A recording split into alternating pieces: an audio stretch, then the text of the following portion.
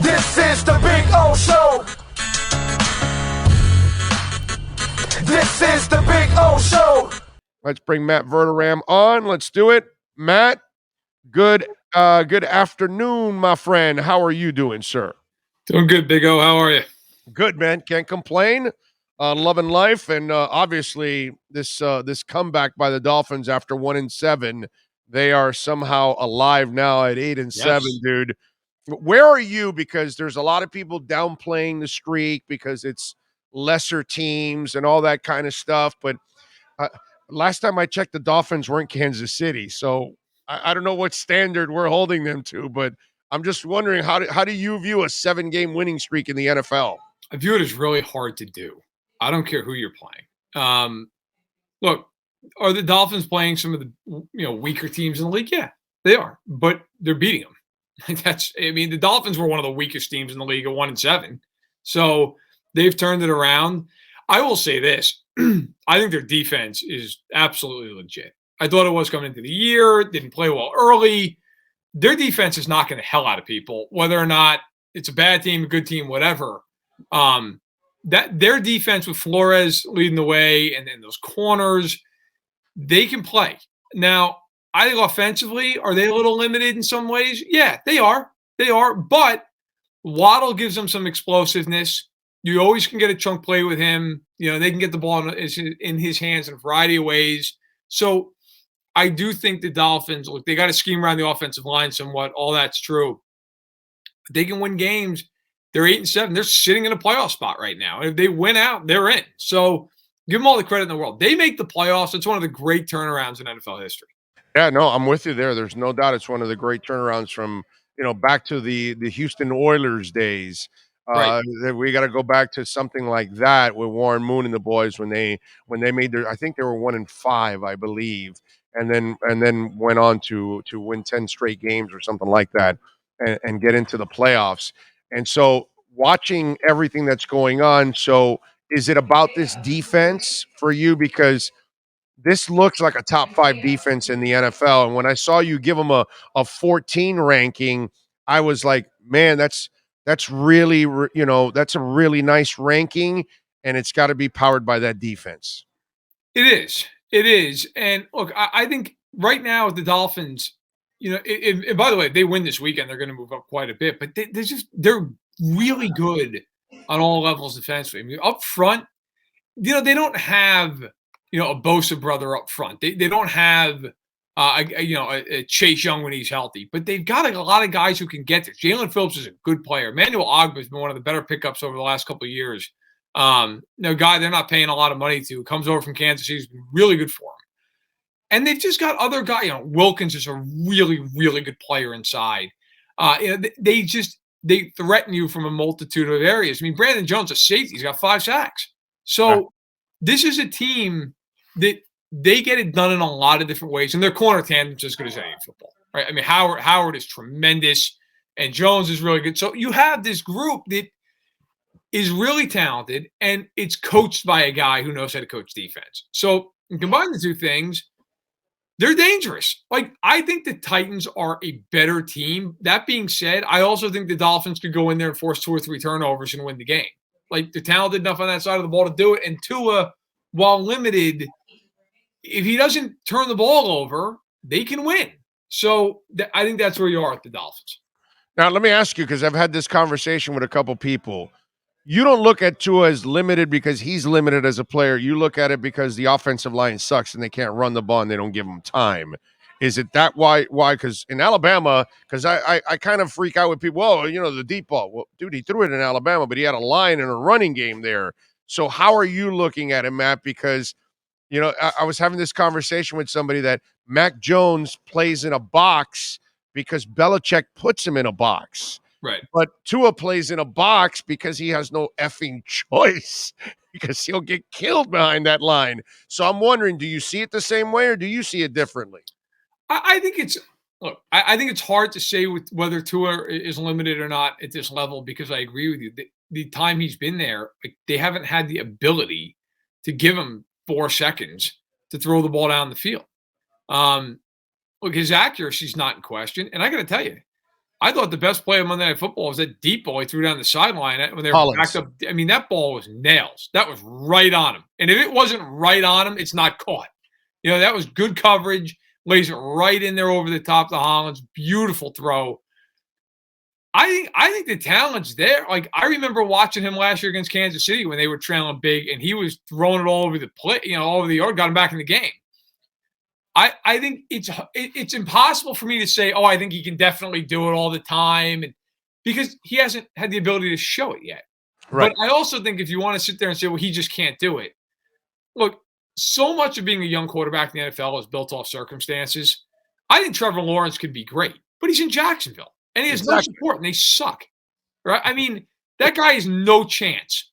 Okay, now, Mac Jones, you brought him up. Mac Jones has largely been successful this year because they run the hell out of the ball. They're really well coached. They have to score 16 points a game because of their defense. And he can dink and dunk and dink and dunk. And, hey, make 2 good throws a game, and it's fine.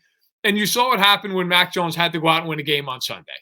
Right. The Bills scored 33 points and said, go ahead, Mac, beat us. And he went 14-31 with 2 picks. And that was ball game. Right. So a lot of it's circumstance, unless you are just a rare air guy who you just like a Mahomes, maybe even a Herbert to some extent, where you just transcend that. Right.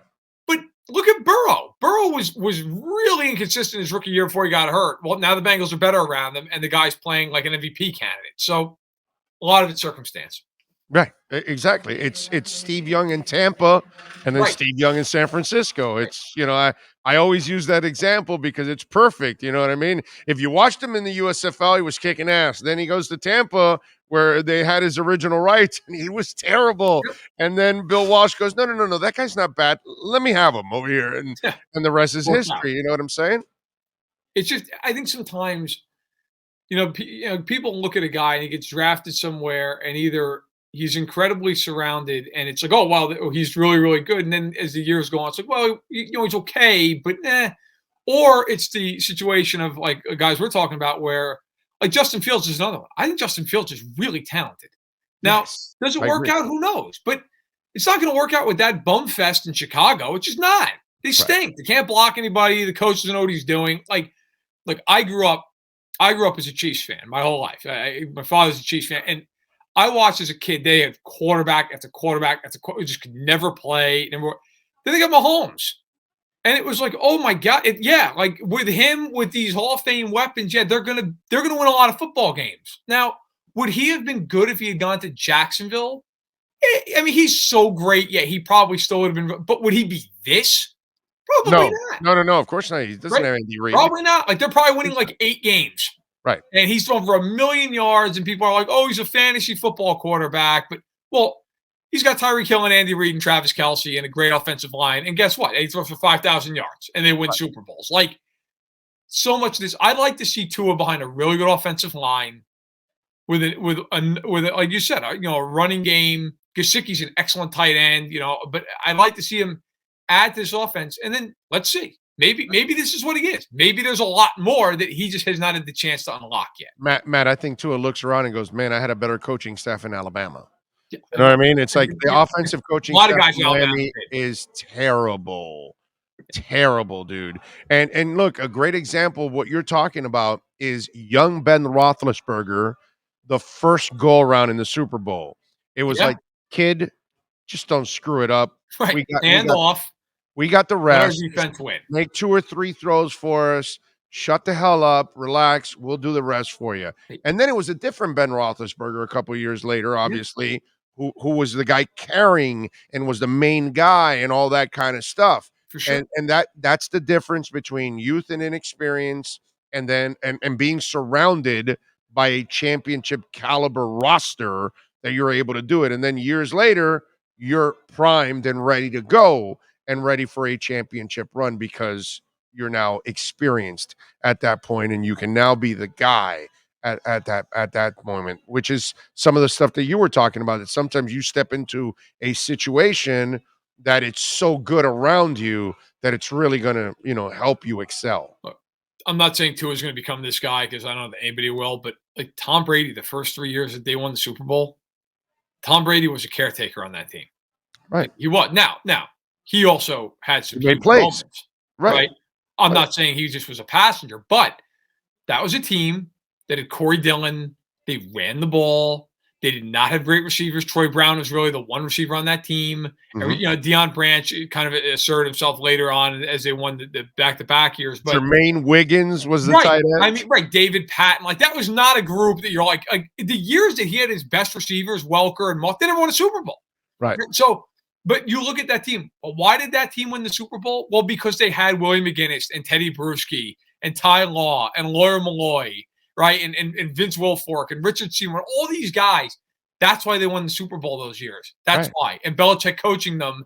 And Brady, listen, he stayed out of the way. And when they needed him, he stepped up. And that's what made him great in the beginning. And now, of course, he's prolific and whatnot. But so often with the young quarterback, it's about, hey, don't lose the game. Right. Don't screw and if it up. there's 4 or 5 plays we need you to make, great. Hopefully you can make them. And that's, look, I look at the Colts a lot like that to some degree this year. Like, the Colts have this great running game. They're very good defensively. Awesome coaching staff. But now Wentz is older. Wentz is a little bit more who he is at this point. But, like, I look at them and I hear so many people say they're the most dangerous team in the AFC. At some point, Wentz is going to have to make 4, 5, 6 throws where they're behind 24-13 in a game. What's going to happen? Like, with Wentz, I kind of think I know what's going to happen. But with these younger kids, you don't know yet. You don't know, and you won't know for a few more years. Now, Matt, here's the other thing that I'm a Tua guy. I believe in Tua. I think outside of injuries, that's the only thing I've ever been concerned with, because he just doesn't have a durable body. So you've got to smaller frame. Yep. Yeah, you've got to protect his ass and get a running game in the end, because if not, he's not gonna have a long career. He can't take a pounding. That's the one thing that I am concerned about. But I'm not concerned about his ability or playmaking or anything like that. But here's where I kind of trip out on people. Well, he's having success because they're running a short passing game, short intermediate. And then I turn to people and I say, okay, so do you think that that's easy? Because if it was easy, Ian Book would have done it against Miami. If it's easy, then Trevor Lawrence does it against everybody else. If it's easy, every young quarterback says, hey, let's start off with the short passing game. And the aforementioned Tom Brady in those early years that he's throwing to all those Oompa Loompas, it was a short passing game. But the part that I try to get to people, and I wonder if you agree with me or disagree, is if you think that's easy, why isn't it everybody doing it? And to be that accurate, and you're the Dolphins and you're limited, and all your drives are 10, 12, and 14 plays. Right. Do you know how incredibly consistent you have to be in order to pull this shit off? Down in and down out, like Brady did and like Tua's doing now, because he has no choice. It's a lot harder than people make it sound. Well, you hit the nail on the head. You got to be so accurate, because when you're doing that, there's not a lot of margin for error. You don't have the ability to overshoot a guy, because now 3rd and 10, you're dead. Like, that's the hard part of it, is you have to be very accurate and very consistent. And there are some guys in the NFL. I mean, look, Zach Wilson to this point in his career, now, he's a young kid, but I'll say this. I think of all the young guys, he scares me the most. Like, he just misses throws. You're like, bro, you got to hit that. That guy's wide open. Now, the Jets are a tire fire.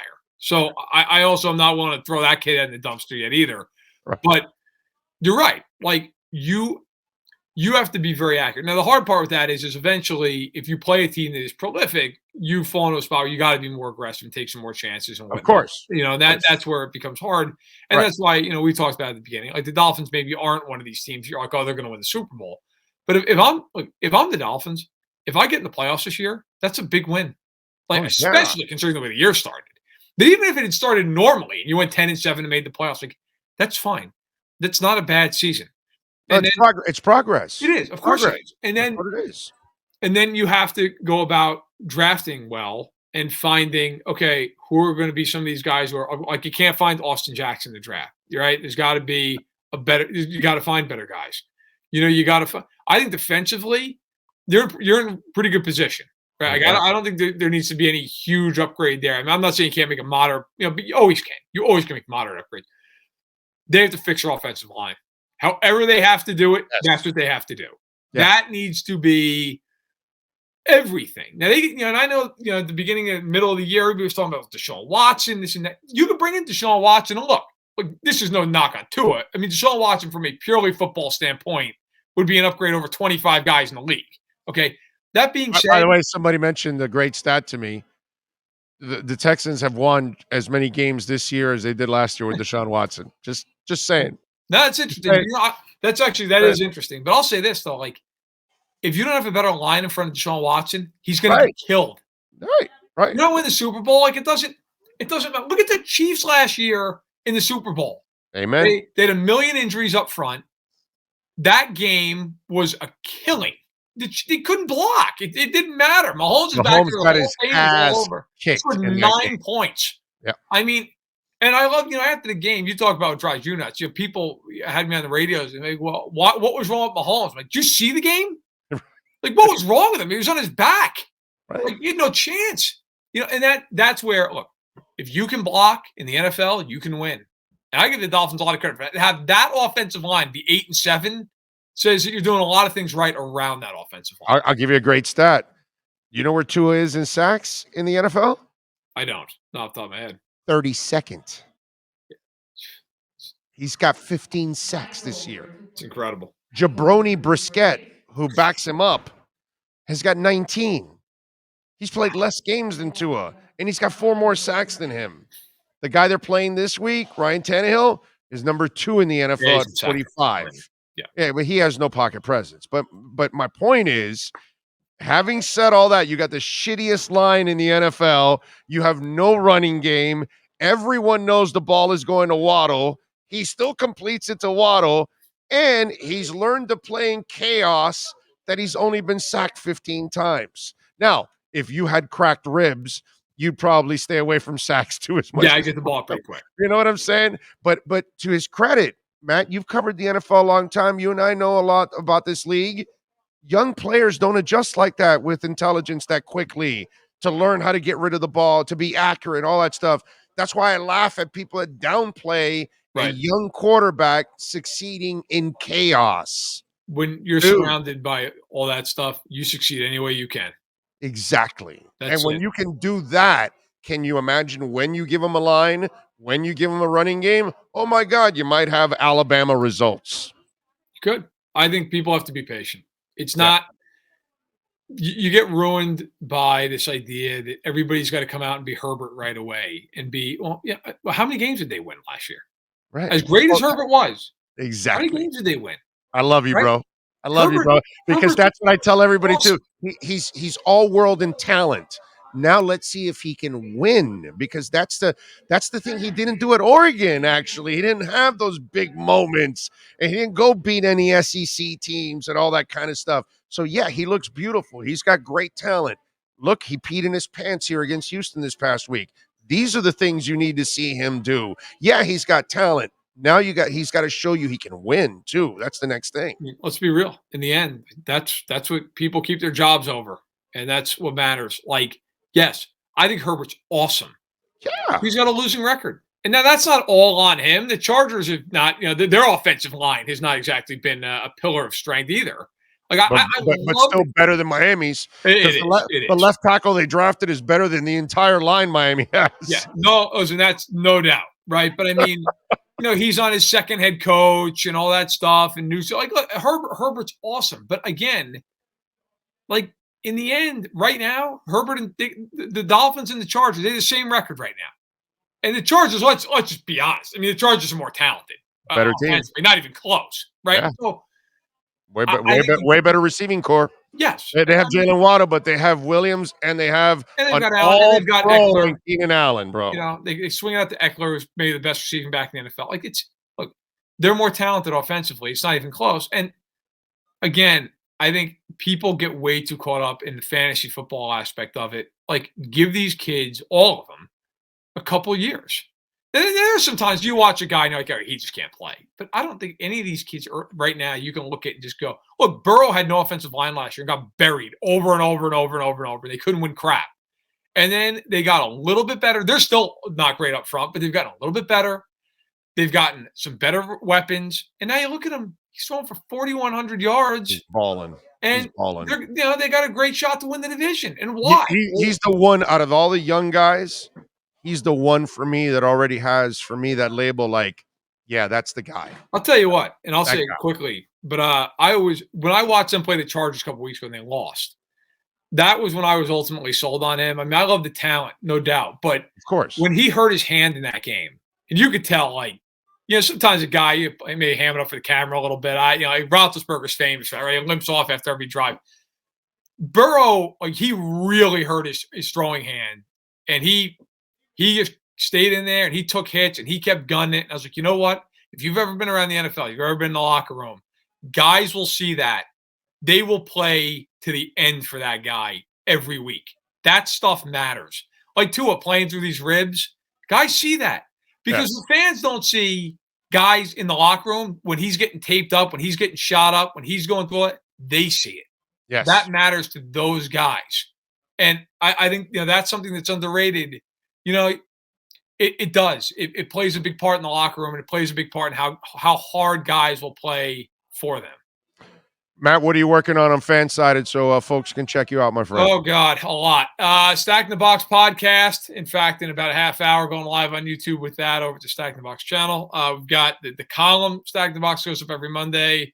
And then quarterback rankings on Tuesday and so on and so forth. So there's a lot. And if you can't find any of that stuff, you can find me on Twitter where I basically live. So yeah, that's right. Follow him there at Matt Verderame and make sure you catch his work there at Fansided. Catch the podcast. Subscribe to it. Good work as always, Matt. Love you, brother. Thank you for joining us as always, man. I appreciate you giving us some time. Hey, no problem. Have a happy New Year. You got it. You too, baby. Be good. There you go. Happy New Year, man. Good stuff.